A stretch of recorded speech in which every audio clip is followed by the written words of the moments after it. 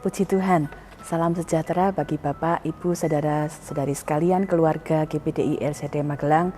Kasih dan kemurahan Tuhan ada bersama-sama dengan kita.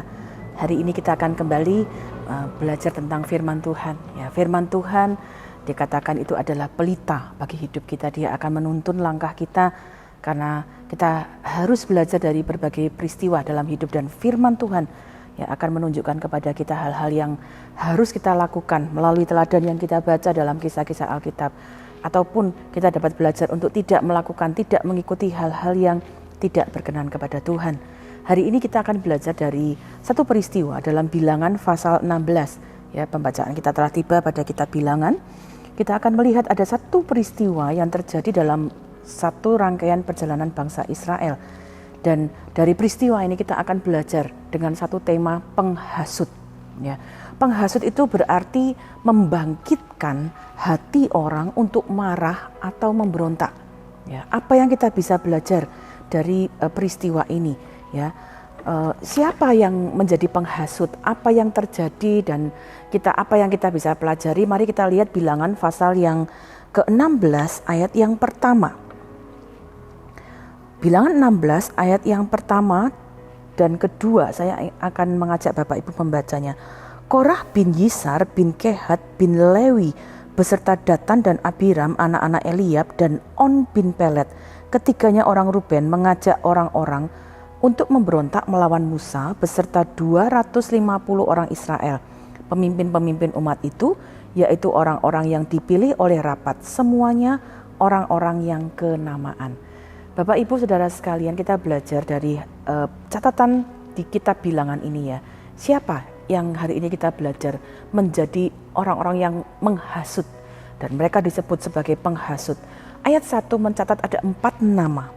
Korah, Datan, Abiram, dan On. Ya.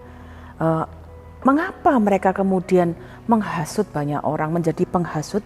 Ada beberapa catatan yang melatar belakangi mereka melakukan hal itu. Dan itu diungkapkan oleh Musa. Ya. Ayat 9 dan 10 dapat kita belajar bahwa mereka sebenarnya adalah orang-orang yang dipercayakan untuk membantu dalam pelayanan kepada umat Israel. Tetapi ayat 9 dan 10 mencatat ada satu penjelasan demikian. Inilah perkataan Musa, belum cukupkah bagimu bahwa kamu dipisahkan oleh Allah Israel dari umat Israel dan diperbolehkan mendekat kepadanya, supaya kamu melakukan pekerjaan pada kemah suci Tuhan dan bertugas bagi umat itu untuk melayani mereka, dan bahwa engkau diperbolehkan mendekat bersama-sama dengan semua saudaramu Bani Lewi, dan sekarang mau pula kamu menuntut pangkat imam lagi. Ya, mereka adalah orang-orang yang sudah diberi kesempatan, ya, tetapi ternyata ada dua hal yang saya catat muncul dalam hati mereka. Satu, ketidakpuasan. Mereka tidak puas dengan apa yang sudah dipercayakan, apa yang mereka sudah dapatkan, dan ketidakpuasan itu pun sebenarnya didorong oleh kesombongan mereka. Mereka merasa bahwa mereka pun mampu, mereka pun bisa. Ya, mereka ingin mengangkat diri mereka menjadi imam, ingin mengangkat diri mereka menjadi pemimpin.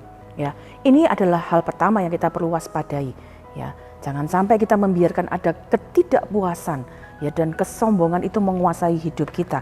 Karena ada catatan dalam Amsal yang berkata demikian. Amsal 16 ayat 18 berkata demikian. Kecongkakan mendahului kehancuran dan tinggi hati mendahului kejatuhan. Amsal 18 ayat 12. Tinggi hati mendahului kehancuran, tetapi kerendahan hati mendahului kehormatan. Ya, Amsal mencatat ketika ada kesombongan, tinggi hati, ya, dan dibiarkan tidak diselesaikan, itu bisa berakibat kepada kehancuran. Ini yang melatar belakangi apa yang tercatat dalam Bilangan pasal 16. 4 orang yang tadi kita baca. Apa yang mereka lakukan? Ya, dari berdasarkan ketidakpuasan, kesombongan itu, mereka kemudian mulai berkumpul berempat ini, dan apa yang mereka lakukan? Ayat 2 tadi mencatat mereka mengajak orang-orang memberontak, ya, pemimpin-pemimpin Israel. Ya, ayat 2 berkata mereka orang-orang kenamaan, berarti orang-orang yang punya pengaruh, orang-orang yang cukup terkenal di antara pemimpin Israel. Dan keempat orang ini mengajak mereka, menghasut mereka, membangkitkan hati mereka untuk marah dan memberontak. terhadap Musa. Ya, Bapak Ibu, kita lihat bagaimana mereka melakukan penghasutan ini kepada orang-orang. Mereka mempertanyakan kepemimpinan Musa. Ayat 3. Maka mereka berkumpul mengerumuni Musa dan Harun serta berkata kepada keduanya, sekarang cukuplah itu. Segenap umat itu adalah orang-orang kudus dan Tuhan ada di tengah-tengah mereka. Mengapa kamu meninggi-ninggikan diri di atas jemaat Tuhan? Ya, mereka mempertanyakan kepemimpinan Musa. Bahkan bukan itu saja. Ya, menghasut itu sangat luar biasa. Ya, bukan hanya menimbulkan kemarahan, menimbulkan pemberontakan, mempertanyakan tentang kepemimpinan Musa.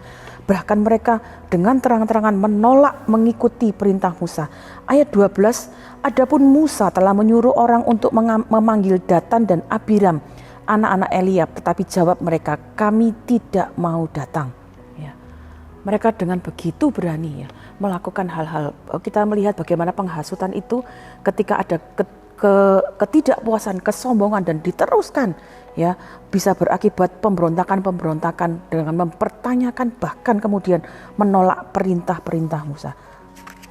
Apakah cukup sampai di situ? Ternyata tidak. Mereka membicarakan itu dari mulai 4 orang, mengajak 250 pemimpin. Tapi ayat 19 mengatakan demikian. Ketika Korah mengumpulkan segenap umat itu melawan mereka berdua, Musa dan Harun, di depan pintu kemah pertemuan tampaklah kemuliaan Tuhan kepada segenap umat itu. Menghasut ya, penghasutan itu ternyata sangat luar biasa kejam ya. Dimulai dari 4 orang menjalar ke 250 orang, bahkan kemudian mengumpulkan segenap kekuatan seluruh umat. Kekuatannya semakin besar, nampaknya akan berhasil. Tapi hari ini kita belajar ketika ada hal-hal yang tidak berkenan kepada Tuhan. Penghasutan adalah sesuatu yang tidak sesuai dengan kehendak Tuhan. Perhatikan, Tuhan tidak tinggal diam. Ketika ada hal-hal yang dilakukan tidak sesuai dengan kehendaknya. Ya, ini menjadi satu hal yang sangat penting kita pelajari. Ya, dalam kehidupan kita berhubungan dengan banyak orang. Di pekerjaan, ya, di keluarga. Mari jadi orang-orang yang kita belajar untuk tidak melakukan hal-hal seperti yang dilakukan oleh orang-orang yang kita baca dalam Bilangan 16. Bapak Ibu yang ada dalam pekerjaan, jangan sampai kita kemudian termasuk golongan penghasut ya, yang menyampaikan kabar-kabar yang tidak benar, bahkan membangkitkan hati orang-orang di sekitar kita untuk marah ataupun memberontak kepada otoritas, kepada pimpinan ya. Dalam keluarga, dalam perkumpulan-perkumpulan, kita perlu berhati-hati belajar dari peristiwa ini. Karena sesungguhnya Tuhan tidak tinggal diam dengan apa yang dilakukan orang-orang ini kepada Musa, kepada pemimpin yang Tuhan sudah tetapkan. Ya, apa yang Tuhan lakukan? Ketika mereka lakukan hal-hal ini ya, sebenarnya sebelum kita melihat apa yang tindakan yang Tuhan lakukan, sebenarnya kita pun dapat belajar bahwa Musa ya adalah seorang pemimpin yang luar biasa. Ketika dia dipertanyakan, dia diserang sedemikian rupa. Kita melihat, saya nggak akan membacakan ayat 6, ayat 4, ayat 22, ayat 46 sampai 47 menunjukkan bagaimana Musa, Harun justru mendoakan orang-orang ini. Mereka mengingatkan mereka untuk hati-hati jangan melakukan penghasutan. Tetapi ternyata orang-orang ini tetap melakukan tindakan itu. Dan kita lihat bersama apa yang terjadi ketika mereka kemudian mengumpulkan seluruh umat itu. Ayat 32 dan 33, mari kita baca. Dan bumi membuka mulutnya dan menelan mereka dengan seisi rumahnya dan dengan semua orang yang ada pada Korah dan dengan segala harta milik mereka. Demikianlah mereka dengan semua orang yang ada pada mereka turun hidup-hidup ke dunia orang mati dan bumi menutupi mereka sehingga mereka binasa dari tengah-tengah jemaah itu. Bapak Ibu Saudara, sangat mengerikan ya. Ketika mereka kemudian berkumpul berusaha untuk menghadapi Musa ya. Dan Musa berusaha mengingatkan mereka, baru saja Musa berhenti mengingatkan mereka. Ya, apa yang Musa katakan benar-benar terjadi. Ya, mungkin Bapak Ibu masih ingat peristiwa di gempa di Palu ya, bagaimana tanah terbuka, ada orang-orang yang terjebak di dalamnya, kemudian tanah tertutup kembali. Mungkin kira-kira itu gambarannya. Bagaimana tanah itu terbuka dan orang-orang yang menjadi penghasut ya, yang berusaha memberontak, mereka kemudian tertelan hidup-hidup masuk ke dalam dan kemudian tanah itu tertutup kembali. Tidak ada kesempatan lagi untuk memperbaiki diri. Mereka binasa di dalam kejahatan mereka. Ya, ini hal yang sangat mengerikan. Itu terjadi pada keluarga.